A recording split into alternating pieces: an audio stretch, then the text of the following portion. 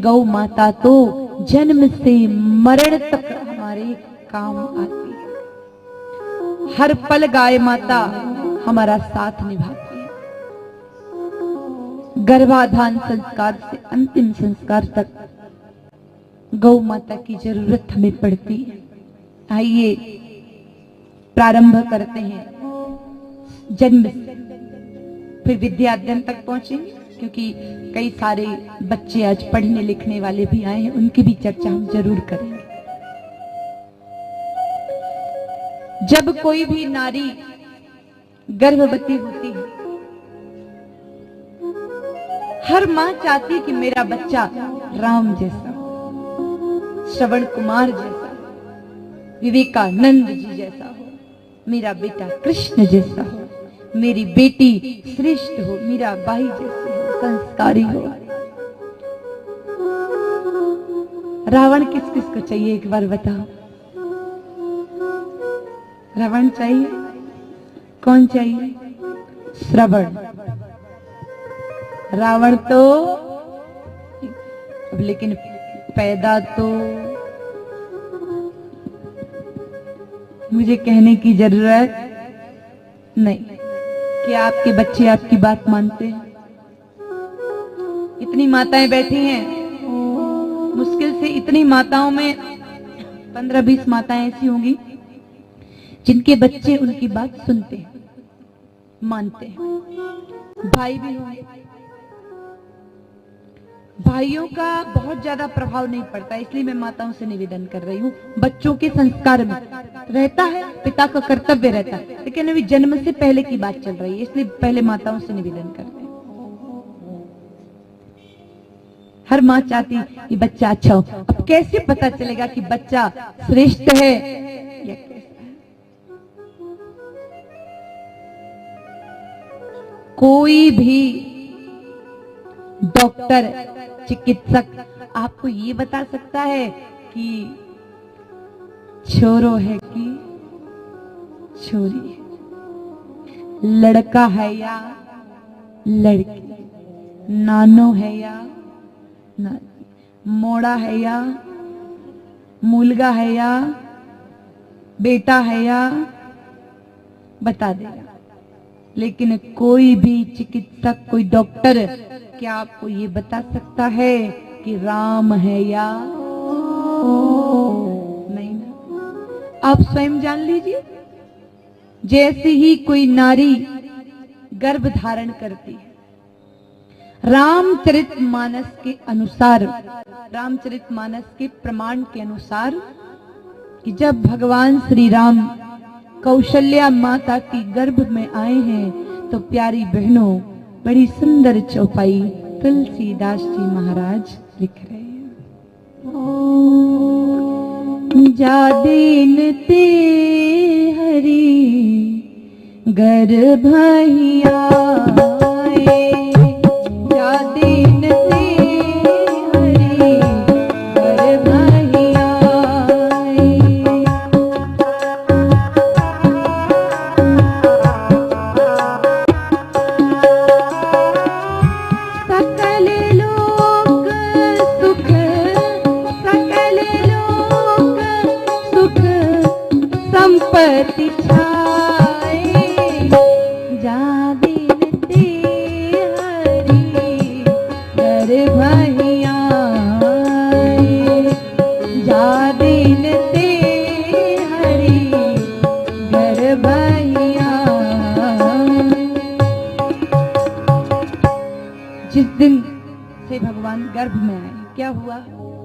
सकल लोक सुख संपत्ति छाए।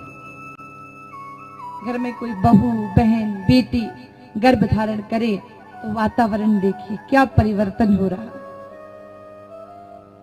अगर किसी के घर में अच्छा होने लगे,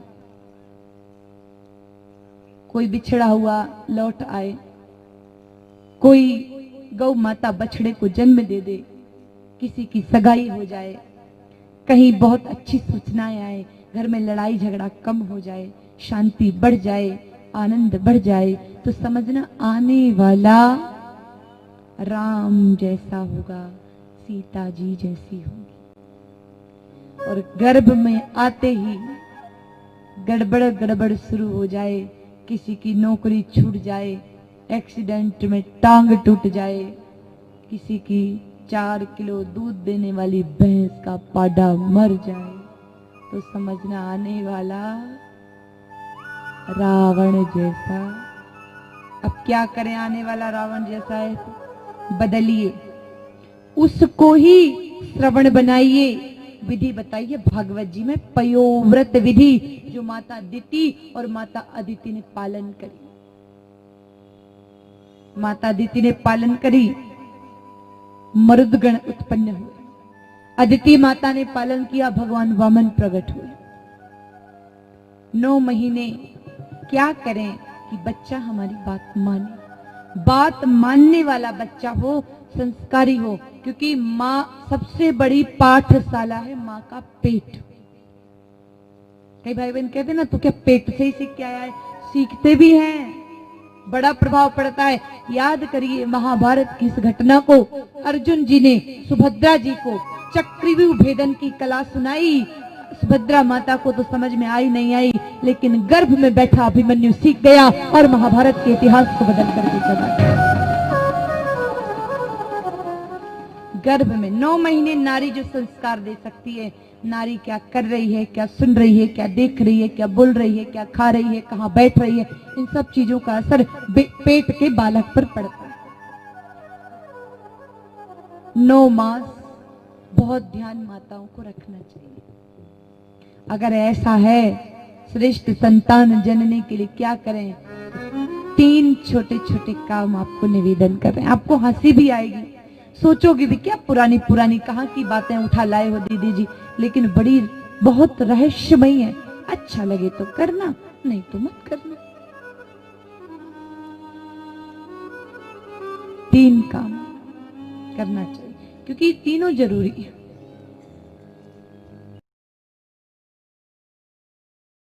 पहला काम, भागवत के पयोव्रत को ठीक से पढ़ लीजिए। उसमें जो नियम बताए हैं, छोटे मोटे, पैर धो के सोना, जूठे मुंह नहीं रहना, अच्छी वस्तुएं खाना, तीखा मीठ, ज्यादा तीखा ज्यादा खट्टा नहीं खाना, संध्या के समय नहीं सोना, ब्रह्म मुहूर्त में उठ जाना, गौ माता के दूध का सेवन करना, ये सारे नियम आप पढ़िए। और सुबह सुबह प्रतिदिन हाथ की गट्टी होती है, चाकी, क्या कहते हैं आपने? गट्टी कहते हैं, चाकी कहते हैं? गट्टी, हाथ की गट्टी। अच्छा, किस किस के घर में गट्टी है? सबने दीवार में चुनवा दी। कई घरे गट्टिया ने, आजकल तो ऑटो रेडीमेड ही आ जावे, गेहूं साफ करेगा की भी जरूरत नहीं पड़े अपने। आजकल तो 20 रुपया 2 किलो भर आटो मिल जावे। अब थोड़ा महंगा हो गया तो पता नहीं, मैं तो खरीदती नहीं हूँ। और स्वामी जी और परिवार के सज्जनों को पता होगा, लेकिन ज्यादातर मेरा अनुमान है कि शायद इतना ही। क्या करते हैं? घट्टी क्या थी? चाकी धन्वंतरी जी का प्रसाद था। चाकी जब घूमती थी तो एक्सरसाइज हो जाती थी माताओं की 9 महीने में। आप किसी भी डॉक्टर के पास चले जाइए, आप पूछेंगे ना कि नॉर्मल डिलीवरी के लिए और स्वस्थ रहने के लिए क्या करें, तो डॉक्टर बताएगा पैर लंबे करके और चक्की घुमाओ। बताता है कि नहीं बताता है? हमारे घर में पहले ही चक्की होती थी। घटती जब घूमती थी तो उसके ऊपर वाला हिस्सा भगवान कृष्ण के सुदर्शन चक्र का स्वरूप था, जो शक्तियों को खींच करके बालक के गर्भ में मिला देती थी। उसके गड़गड़ गड़गड़ गड़गड़ की जो आवाज थी वो ओम की ध्वनि थी, प्रणव घोष था, वह ब्रह्मनाद था, जो कानों में पड़ता आनंद आता। और जब भी घट्टी चलाती माताएं, बूढ़ी बूढ़ी दादियों को ध्यान होगा, तो हाथ में घट्टी पकड़ती और भजन चालू हो जाता। होता था कि नहीं होता था? भजन शुरू हो जाता। तो विचार करो, 9 महीने अगर कोई नारी, कहते हैं भागवत महापुराण में कि जो सुनती है, जो देखती है और जो बोलती है, तीनों बातों का असर गर्भ के बालक पर पड़ता है। आंखों में सुदर्शन चक्र घूम रहा है, कानों में ब्रह्मनाथ का स्वर पड़ रहा है और सुबह सुबह मुख से भगवान का भजन हो रहा है। बताइए बच्चा अच्छा होगा कि नहीं? बताइए, निश्चित हो। और एक्सरसाइज भी हो जाए। आपको आटा नहीं बनाना, 15 मिनट घड़ी से देख लीजिए, सिर्फ 15 मिनट। छोटी सी घट्टी अपने घर में, भैया आप अगर बच्ची को कोई तकलीफ होती है, बच्चा बच्ची नहीं हो रहे होते हैं और 50 किलोमीटर दूर कोई इंजेक्शन लगवाने जाना होता है तो जाते हो कि नहीं? बहुत दूर से कोई व्यवस्था बिठानी पड़ती, बिठाते हो कि? ये भी करो। 2-2.5 हजार की छोटी घट्टी अपने घर में ला के रख लो, व्यवस्था के तौर पर। आटा आप बाहर से ही लाइए, नहीं जरूरी नहीं घर में पीसी, लेकिन कोई बहन बेटी बहू गर्भवती है तो अपने घर में नियम लागू करें कि सिर्फ इतना सा अनाज, अंजुली भर अनाज दलिया बना ले। पीसना नहीं है, और दलिया बनाने में 15 मिनट बस। लेकिन कैसे कहें बहुओं को? प्यार से। माताएं बहनें कह रही आजकल की लाड़ियां कटे सुने, घट्टी कई चलावे, आजकल तो व्हाट्सएप चलावे। घट्टी तो कोई नहीं चलाए, थोड़ा थोड़ा समय निकाल। और माताओं से निवेदन है कि प्यार से कहें कि बेटा देख, अगर तू घट्टी चलाएगी तो नॉर्मल डिलीवरी होगी, एक्सरसाइज हो जाएगी, शक्तियां मिलेंगी, बच्चा तेरी बात मानेगा। मेरी प्यारी बहू रानी, ऐसा करना हम भी करते थे, तो बात मानेंगी। और थे हाउजी पढ़ो बताओ तो पचा नहीं माने। वारे वाह लाडी, मुँह तो घड़ी घट्टी घुमाती तो ने तो 15 मिनट में घड़ो जोर आ रही है। आजकल की लाडियां तो घड़ी आलसी वेगी है, थारे घुमाने तो घुमानी तो आकी बढ़े, तो वो घुमाने वाली नहीं, तो घट्टी घुमाएं। दूसरा नियम, गौ माता की परिक्रमा लगाएं। परिक्रमा का बड़ा महत्व है, बच्चों की बात आने वाली है, उस बच्चों की बात में बताएंगे। परिक्रमा लगाई, परिक्रमा में बहुत शक्ति होती है। जब 33 कोटि देवताओं के मंदिर में यानी गौ माता के चारों तरफ आप परिक्रमा लगाएंगे तो देवताओं की सतोगुणी शक्तियां उस बच्चे को प्राप्त होंगी और बच्चा देवताओं जैसा होगा, सुरों जैसा होगा, आनंदित देने वाला।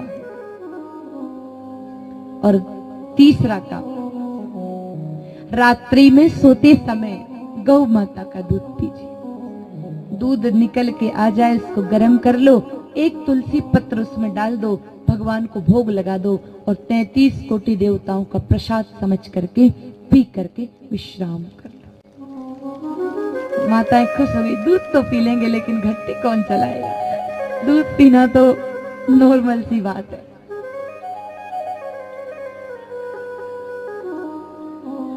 अब दूध क्यों पीना है उसका भी कारण सुन लीजिए। आप लोग सोचते हैं कि क्या फर्क पड़ता है किसी का भी दूध पियो। गौ माता का, देसी गाय माता का। आज आप किसी भी गर्भवती नारी को हॉस्पिटल ले जाइए, अस्पताल ले जाइए, ज्यादातर 95% डॉक्टर जांच करके बोलेगा खून की कमी है, हीमोग्लोबिन चाहिए 12 और मिलता है 7-8, बस फिर समस्या आती है। भैंस का दूध पी करके शरीर तो भैंस जैसा हो जाएगा लेकिन खून बढ़ने वाला नहीं। खून तो गौ माता के दूध से बढ़ता है। गाय माता का दूध पीने से रक्त में वृद्धि होती है, स्वस्थ रहता है मनुष्य, इसलिए गाय माता का दूध पिलाना बड़ा जरूरी है। गौ माता का ही दूध नारियों को पिलाना चाहिए। और वैसे भी अपने यहाँ पर एक कहावत आप बहनों ने सुनी होगी, खाने पीने का बहुत असर बच्चों पर पड़ता है।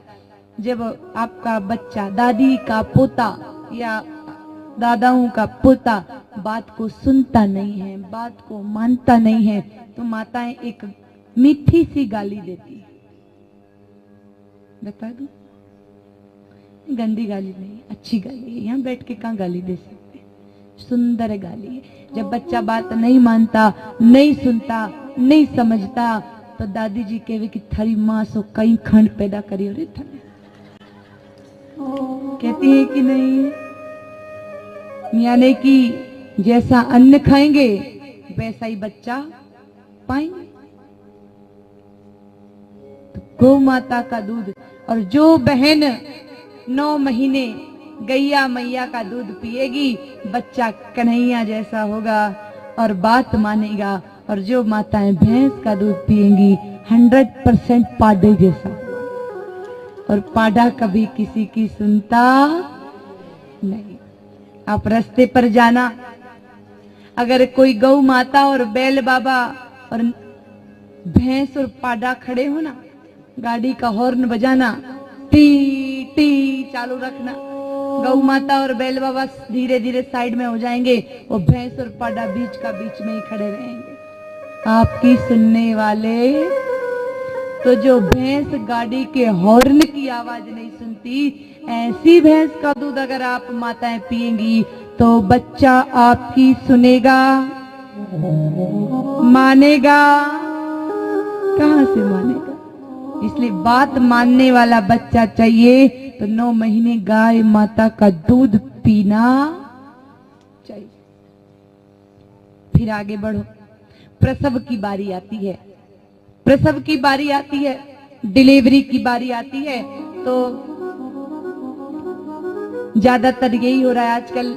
जो यूरिया, डीएपी ये सब खाद डालने से जो जहर युक्त जो अनाज आ रहा है उसको खाने से तंत्रिका तंत्र बिगड़ चुका है।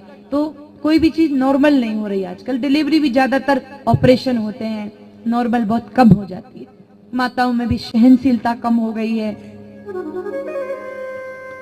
और दूसरी बात ये भी है कि माताओं का, शहर की माताओं का काम भी कम हो गया। गांव की माताएं तो आज भी जो खेती बाड़ी करती हैं ज्यादातर नॉर्मल डिलीवरी हो जाती, पता ही नहीं चलता। लेकिन कहते हैं कि मेहनत जरूरी है। अब आजकल डॉक्टर कह देते हैं खून की कमी है, बेड रेस्ट करवाओ। हम बिस्तर पे पड़ी पड़ी क्या करेंगे, बेड रेस्ट करेंगी तो अंत में तो ऑपरेशन ही करवाना। और बेड रेस्ट करते करते टीवी और देखेंगे, मोबाइल चलाएंगे, और टीवी में जैसा धाम धड़ाम डिशुम डिशुम आता है वैसा ही फिर पेट का टाबर भी हो जाता है। तो प्रसव के समय जैसी दर्द हो, ये बात कामधेनु चिकित्सा चंद्रोदय नाम के ग्रंथ में वर्णित है। प्रसव पीड़ा से परेशान नारी को गोमय रस का पान करा देने पर सामान्य प्रसव हो जाता है। यानी सरल भाषा में समझ लीजिए, किसी नारी को अगर दर्द हो रहा है, दर्द आ चुका है, तकलीफ हो रही है, समय नजदीक है, उस समय उस बहन को देसी गाय माता जी के गोबर का रस निचोड़ करके, एक कटोरी में गोबर का रस लेकर के उस बहन को पिला दीजिए। 2 घंटे के भीतर 100% नॉर्मल डिलीवरी हो जाएगी। ऑपरेशन करवाने की जरूरत, पढ़ी हुई बात नहीं बोल रहे हैं, सुनी हुई बात नहीं बोल रहे हैं, अनुभव की बात बता रहे हैं। हमने खुद ने कई बहनों पर किया है ये प्रयोग। कई बहनों पर डॉक्टर ने बिल्कुल मना कर दिया, लेकिन जैसे ही गौ माता के गोबर का रस पिलाया सामान्य डिलीवरी हो गई। लेकिन देख लेना चाहिए आज की स्थिति परिस्थिति, क्योंकि कई बार शुरू से ध्यान नहीं रखा तो अंत में फिर कैसे ध्यान रह पाएगा। लेकिन जहां तक हो सके कोशिश करें। गाय माता के गोबर के रस में तो वो ताकत है कि अगर कोई बालक पेट में ही मृत हो गया है तो वह मृत बालक भी बाहर निकाल देता है गौ माता का गोबर। गाय माता का गोबर से सामान्य नॉर्मल डिलीवरी हो जाती, पहले माताएं पिलाया करती थी। आजकल आप सब सोच रही होंगी कि आजकल की तो कहां बहने गोबर का रस पिएंगे। कई माताओं ने तो नाक भी सिकोड़ ली। प्यार से बताओ मत कि गोबर है। गंदी गंदी दवाई भी तो पीते हैं कि नहीं पीते हैं? और बताना भी है तो बता देना। उस समय नारी को इतनी तकलीफ होती है, इतना कष्ट होता है, इतना दर्द होता है, हम माताएं कह रही सोच रही कि आजकल की पढ़ी लिखी बहुएं कहाँ गोबर का रस पिएंगी। उन पढ़ी लिखी बहुओं को आप देखना, जिस समय माँ बनने का समय आएगा ना, पढ़ाई लिखाई सब कहीं कोने में जाएगी, हिंदी ना अंग्रेजी सब भूल जाती है। उस समय गोबर तो क्या, मीराबाई जी वाला जहर का कटोरा भी दोगे तो घटाघट पी जाएगी कि इस समस्या से निकालो। बोले गोबर पिलाओ और गौमूत्र पिलाओ। और इसके पीछे वैज्ञानिक कारण भी। कल हम जब और प्रसंग आगे बढ़ेगा तो गोबर की महिमा सुनेंगे, और गोबर की इतनी महिमा है कि गोबर हमें बड़ी बड़ी भयंकर बीमारियों से और आज के रेडिएशन से भी बचाता है। गोबर, गोबर का कंडा, गोबर की भस्म, गोबर पे बना कंडे पे बना भोजन, विस्तार से गोबर की चर्चा करेंगे। अभी सिर्फ इतना। प्रसव हो गया।